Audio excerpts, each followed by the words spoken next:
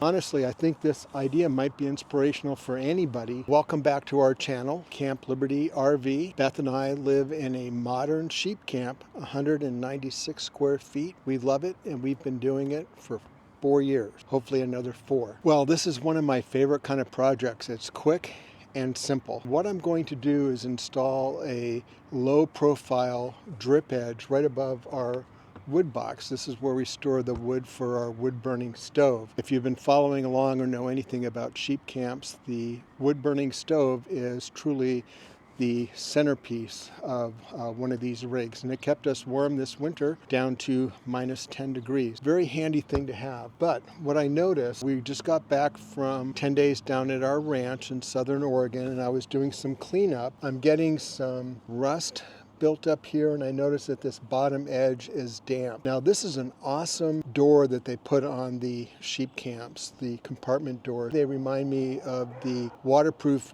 dog hatch on a naval ship. Flange is recessed in, and there's a compressible bulb seal all the way around the inside, so we don't get any water inside. But what happens, especially over the winter with ice and snow building up, melting and reaccumulating, some water has gotten past this seal on the lip edge of the door and made its way down. Didn't get inside, but it did accumulate down here, causing a little bit of rust and a little bit of dampness. And there is some dampness here right now from, we had a big heavy rain yesterday. I think this drip edge is going to be quite helpful. I'm pretty excited about it. It's going to be low profile, not sticking out, and just perfect for this sheep camp. I basically just got a piece of 1/8 inch aluminum angle stock, 1/2 inch on one side and 3/4 inch on the other side. I measured it so it fit the outer flange of our door, and then I just marked where these screws are, drilled the holes out. I spray painted it with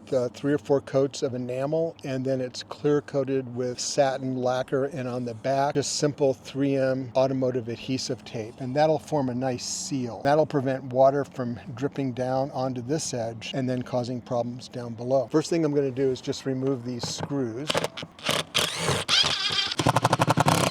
Next thing, I'm just going to remove this tape on the back of the mounting adhesive. I'm going to use the center screw to help line up where this goes. That's perfect. See, simple and easy.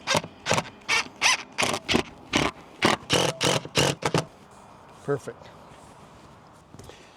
Now, did you guys know that you literally have a machine shop at your beck and call? This is my second piece of cool stuff that I had made at SendCutSend for this sheep camp. The first one was for our wood burning stove. I'll share that on another video. The reason I got this big box in the mail is because when I was cleaning this up, I decided I'm going to replace the aluminum trim that the guys installed when they built the camp that bridges the gap between this outer door mount and the floor inside. I was going to do something jury-rigged with some 1.5 inch aluminum stock, and then I said, wait a minute, I'm going to use SendCutSend. I'm not an engineer or anything, but I designed this on a CAD program, sent the file to them, and a few days later this arrived in the mail. Pretty cool. All right, this is a low-profile drip edge for our wood box on our sheep camp, and honestly, I think this idea might be inspirational for anybody that wants to make a low-profile drip edge for their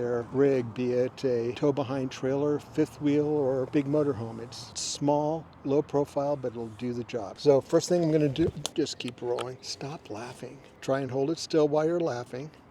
Okay, you guys notice whenever you're making a YouTube video, either a string trimmer or leaf blower or lawnmower.